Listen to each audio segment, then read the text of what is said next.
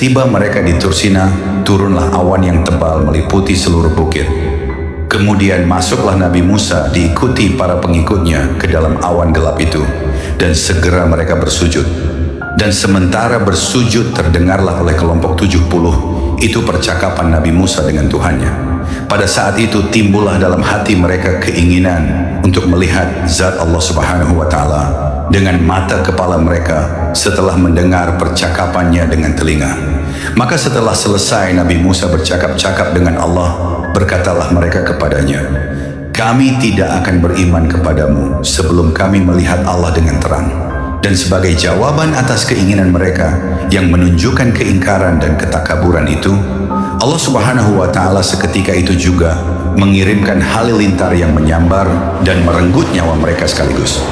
Nabi Musa alaihissalam merasa sedih melihat nasib fatal yang menimpa kelompok 70 orang yang merupakan orang-orang yang terbaik di antara kaumnya. Ia berseru memohon kepada Allah agar diampuni dosa mereka seraya berkata, "Wahai Tuhanku, aku telah pergi ke Tursina dengan 70 orang yang terbaik di antara kaumku. Kemudian aku akan kembali seorang diri. Pasti kaumku tidak akan mempercayaiku. Ampunilah dosa mereka, wahai Tuhanku, dan kembalilah kepada mereka nikmat hidup yang Engkau telah cabut sebagai pembalasan atas keinginan dan permintaan mereka yang durhaka itu." Allah Subhanahu wa Ta'ala memperkenankan doa Musa dan permohonannya dengan dihidupkan kembali kelompok 70 orang itu. Maka bangunlah mereka seakan-akan orang yang baru sadar dari pingsannya. Kemudian pada kesempatan itu Nabi Musa mengambil janji dari mereka bahwa mereka akan berpegang teguh kepada kitab Taurat sebagai pedoman hidup mereka melaksanakan perintah-perintahnya dan menjauhi segala apa yang dilarangnya.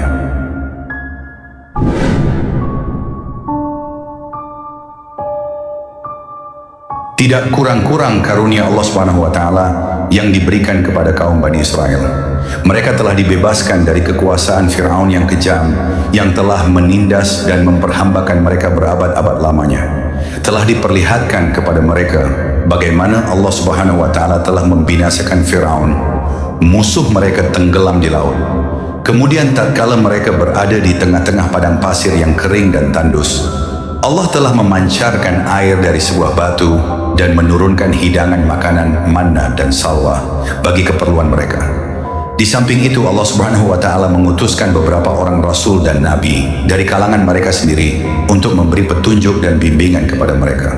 Akan tetapi karunia dan nikmat Allah Subhanahu wa Ta'ala yang susul menyusul yang diberikan kepada mereka tidaklah mengubah sifat-sifat mereka yang tidak mengenal syukur, berkeras kepala, dan selalu membangkang terhadap perintah Allah yang diwahyukan kepada Rasulnya.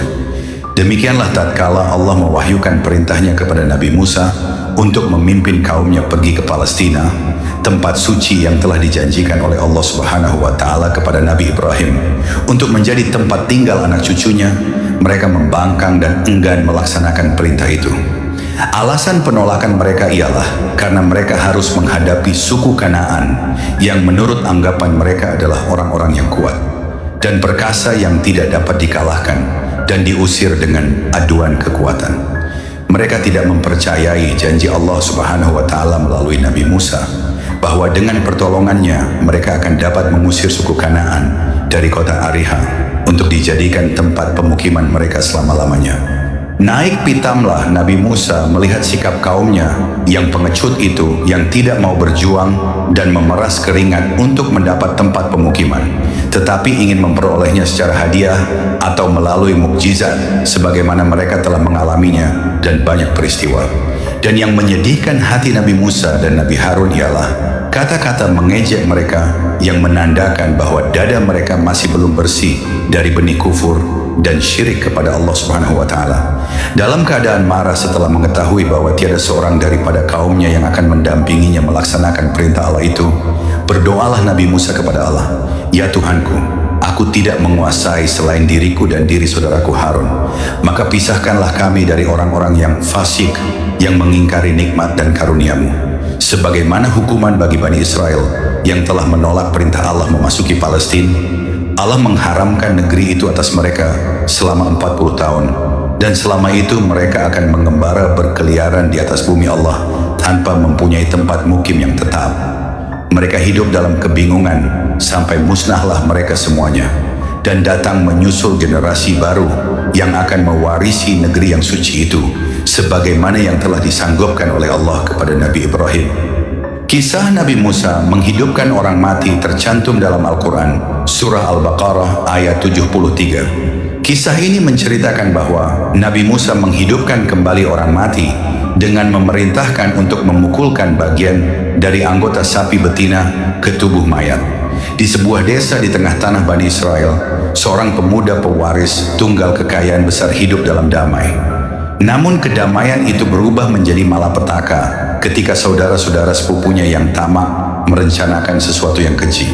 Mereka iri hati karena tidak mendapat bagian dari harta warisan. Dalam gelap malam, mereka melaksanakan rencana jahat mereka, mengakhiri hidup pemuda itu dengan kejam. Tubuhnya ditemukan tergeletak di tengah ladang, memicu kepanikan di seluruh desa. Keesokan harinya mereka membawa kasus itu ke Nabi Musa. Dengan penuh sandiwara, mereka berpura-pura terkejut dan memohon bantuannya. "Wahai Musa, kami telah menemukan saudara sepupu kami terbunuh." Salah satu dari mereka berkata dengan nada memilukan, "Kami tidak tahu siapa pelakunya. Tolonglah kami untuk menemukan kebenaran." Nabi Musa yang terkenal karena kebijaksanaannya mendengar laporan itu dengan penuh perhatian. Ia segera berdoa kepada Allah, memohon petunjuk untuk menyelesaikan kasus ini. Tidak lama kemudian, wahyu Allah datang, memerintahkan mereka untuk menyembelih seekor sapi. Ketika Nabi Musa menyampaikan perintah itu kepada kaumnya, mereka tertawa mengejek. "Apakah engkau bercanda, Musa?" tanya salah satu dari mereka dengan nada merendahkan. "Bagaimana mungkin menyembelih sapi bisa membantu kita menemukan pembunuhnya?" Dengan tenang, Nabi Musa menjawab, "Aku berlindung kepada Allah dari menjadi orang yang bodoh seperti kalian. Ini adalah perintah Allah, dan Dia Maha mengetahui apa yang terbaik bagi kita." Namun mereka terus mempersulit situasi dengan bertanya, "Jika itu benar, tanyakanlah kepada Tuhanmu, sapi seperti apa yang harus kami sembelih? Jantankah atau betina? Apa warnanya?" Nabi Musa kembali memohon petunjuk kepada Allah, lalu menjawab, "Allah memerintahkan kalian untuk menyembelih sapi betina yang belum pernah digunakan untuk membajak atau mengairi ladang. Sapi itu harus berwarna kuning tua, tanpa cacat atau belang." Mendengar kriteria itu, mereka semakin sulit menerima. Mereka mengeluh, menganggap permintaan itu terlalu spesifik. Tetapi dengan terpaksa, mereka mulai mencari sapi yang sesuai. Di sebuah desa terpencil, mereka akhirnya menemukan seekor sapi yang memenuhi semua kriteria itu. Sapi itu dimiliki oleh seorang anak yatim yang hidup bersama ibunya. Sapi tersebut adalah satu-satunya harta warisan dari ayahnya yang telah meninggal dunia.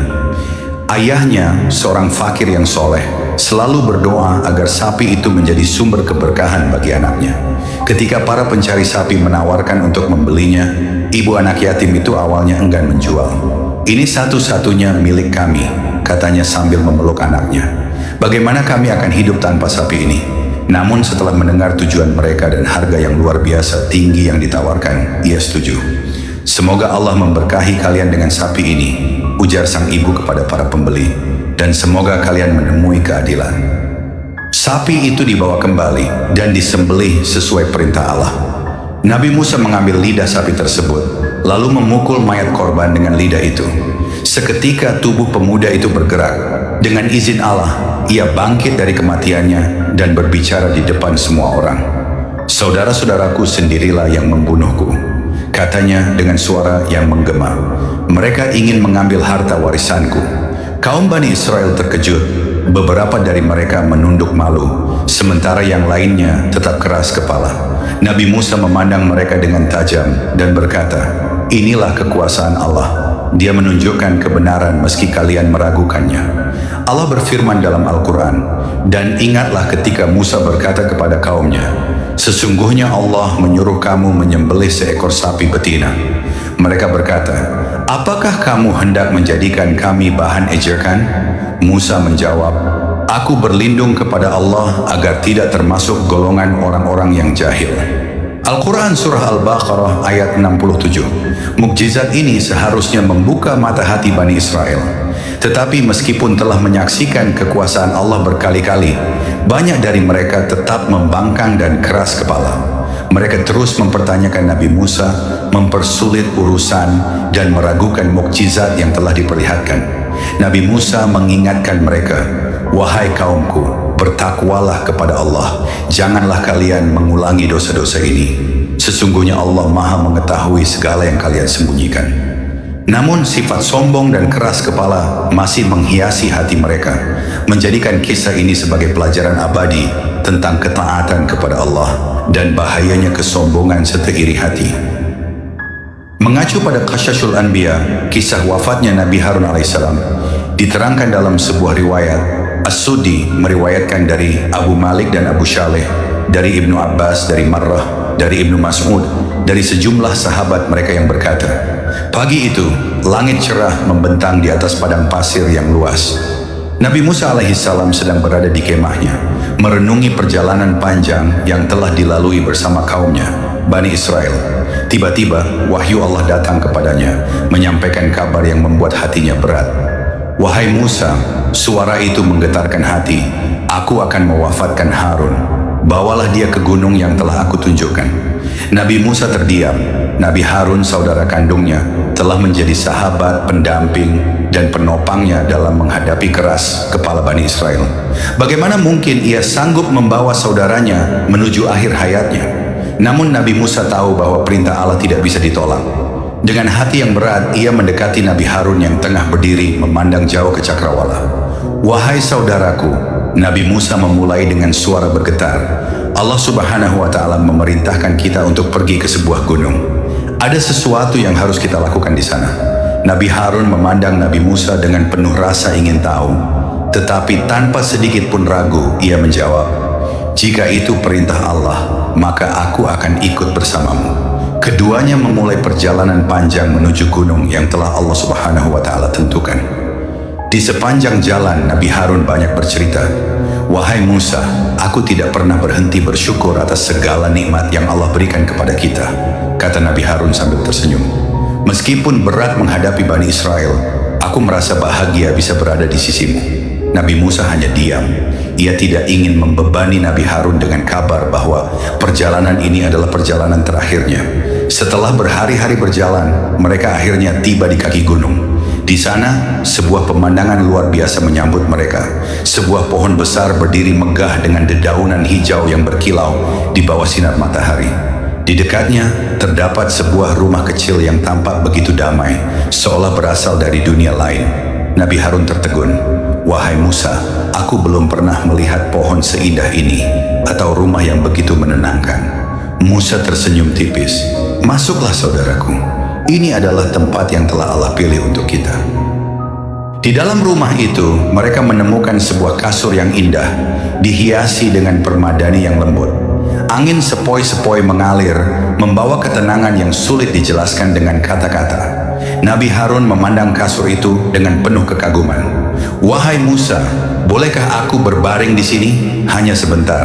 Rasanya begitu nyaman." Nabi Musa mengangguk. "Silakan saudaraku, beristirahatlah." Namun Nabi Harun ragu. "Bagaimana jika pemilik rumah ini datang dan marah kepada kita?" Nabi Musa menepuk bahu Nabi Harun. "Jangan khawatir, aku yang akan bertanggung jawab jika ada yang datang. Berbaringlah." Nabi Harun pun merebahkan dirinya, tetapi ia memandang Nabi Musa dengan mata penuh kasih dan berkata, "Wahai Musa, tidurlah bersamaku. Jika pemilik rumah ini datang, biarlah kita berdua yang menanggung akibatnya." Nabi Musa mengangguk, meski hatinya terasa berat. Ia berbaring di samping Nabi Harun, mendengar helaan napas saudaranya yang perlahan mulai tenang. Tiba-tiba suasana berubah, udara menjadi hening, seolah waktu berhenti. Di saat itu nyawa Nabi Harun dicabut oleh malaikat yang diutus oleh Allah Subhanahu wa Ta'ala. Dalam detik-detik terakhirnya, Nabi Harun membuka mata dan menatap Nabi Musa dengan pandangan penuh rasa kehilangan. "Wahai Musa," katanya lemah, "mengapa engkau tidak memberitahuku? Kau telah menipuku." Nabi Musa memegang tangan saudaranya dengan air mata mengalir. "Wahai saudaraku, ini adalah perintah Allah. Aku tidak pernah ingin menyembunyikan apapun darimu." Dan saat itulah Nabi Harun mengembuskan napas terakhirnya. Tubuhnya tampak damai, seolah telah kembali ke tempat yang benar-benar ia rindukan. Setelah Nabi Harun wafat, rumah itu lenyap begitu saja, bersama dengan pohon dan kasur yang sebelumnya ada. Nabi Musa kini berdiri sendirian di tengah gunung, memandang langit yang seolah ikut berkabung. Dengan hati yang berat, Nabi Musa kembali kepada kaumnya. Ketika Bani Israel mengetahui bahwa Nabi Harun telah wafat, mereka meratap dengan suara keras, "Mengapa Allah mengambil Harun dari kami?" Beberapa dari mereka berteriak. Nabi Musa mencoba menenangkan mereka, meskipun hatinya sendiri hancur. "Wahai kaumku, Allah yang maha mengetahui telah menentukan segalanya. Harun telah kembali kepadanya dalam keadaan yang paling mulia." Namun tidak semua dari mereka menerima dengan ikhlas. Sebagian dari Bani Israel justru menuduh Nabi Musa telah membunuh saudaranya sendiri. "Engkau membawa Harun ke gunung dan kembali tanpanya," kata seorang dari mereka dengan nada curiga. "Bagaimana kami tahu bahwa engkau tidak membunuhnya?" Nabi Musa menahan amarahnya. Dengan suara tegas ia berkata, "Allah adalah saksi atas apa yang telah terjadi. Tidak ada yang lebih mencintai Harun daripada aku. Jika kalian tidak percaya, mohonlah kepada Allah untuk menunjukkan kebenaran." Dengan izin Allah, langit terbuka dan suara yang menggema menegaskan kebenaran Nabi Musa. Kaum itu akhirnya terdiam, meskipun sebagian dari mereka tetap keras kepala. Wafatnya Nabi Harun adalah momen yang penuh duka, tetapi juga menjadi pengingat akan kebesaran Allah Subhanahu wa Ta'ala. Setiap kehidupan memiliki akhirnya, dan setiap takdir telah ditentukan oleh Allah dengan hikmah yang mendalam. Nabi Musa menunjukkan ketegaran seorang pemimpin yang kehilangan saudara tercintanya. Ia tidak hanya menerima takdir Allah, tetapi juga terus melanjutkan misinya, membimbing Bani Israel, meskipun banyak dari mereka yang membangkang. Semoga kita semua dapat mengambil pelajaran dari kisah ini dan semakin mendekatkan diri kepada Allah dalam setiap langkah kehidupan kita. Wallahu a'lam. Akhir kata, wassalamualaikum warahmatullahi wabarakatuh.